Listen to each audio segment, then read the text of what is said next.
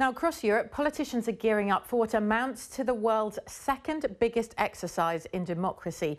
In 3 months' time, 500 million citizens of Europe's 28 countries have the chance to elect members to the European Parliament.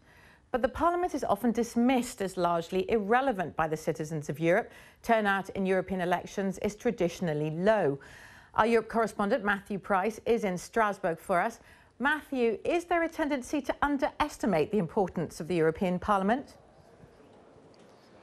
I think there is, Katya. I mean, certainly MEPs who debate and then vote inside this chamber behind me will tell you that this is a far more important place than many citizens across Europe think. And one of the interesting things about this fledgling election campaign already is the focus from most, if not all of the parties, on the need to reform the EU. The debate is, though, in which direction, whether more Europe is wanted or yet less Europe is wanted. Let's bring in a couple of members of the European Parliament. Vicky Ford from Britain, British Conservative, and Philippe De Backer, who's a Liberal from Belgium. I mean, Philippe, if I can start with you, should there be more Europe or less Europe?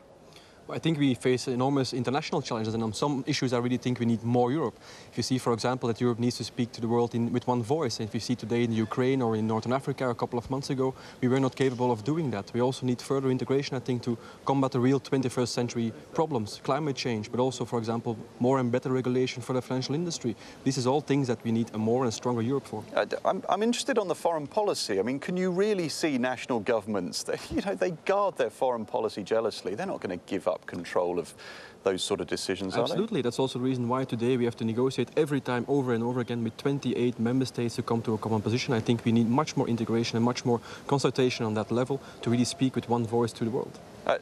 I hope this isn't unfair, but I'm going to pass to Vicky now. But, maybe that's easier to say in a country like Belgium, which hasn't had so much influence on the international stage, but Britain has. Could Britain ever give up its foreign policy control? And I certainly don't think we want to have a federal Europe. We don't want to have a European army. We don't need a harmonisation of European foreign policy.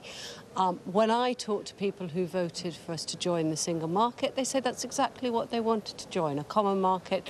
And a market that was about helping businesses, about helping us to be more competitive, not less. So I want to see a reform that means that we are driven towards helping businesses, unlocking barriers to trade, but that doesn't mean one-size-fits-all rules, and it doesn't mean a federal Europe. We're not joining the Eurozone, we're not joining your monetary union, fiscal union, banking union either. So we need to have that understanding.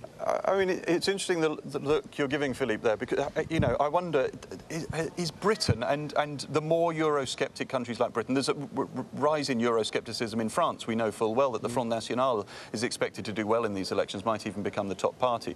I mean, are countries that are seen in some eyes to create problems in the European Union, are they pushing themselves slowly towards the exit as far as the core countries like yours are concerned? No, I think, for example, for the UK or for other countries, I think they have every benefit in staying within the European Union. Sure, you might think they have benefits, but do you get a bit fed up with them as well? No, absolutely not. I think there is a real place for the UK, for example, within the European Union. They've always been very open-minded, very economically driven, and I think we need that voice within the European Union. And I also think that UK businesses understand that the UK belongs within the European Union and they belong within the single market. And so I think that further integration that we will see on many, many issues, for example, when you talk about trade policy, also there internationally, do you really think that we can negotiate on an even footing as every member state separately with, for example, China or the US? No, we need a European strategy there, which is much more integrated than today. Vicky Ford, how do you get European voters more interested?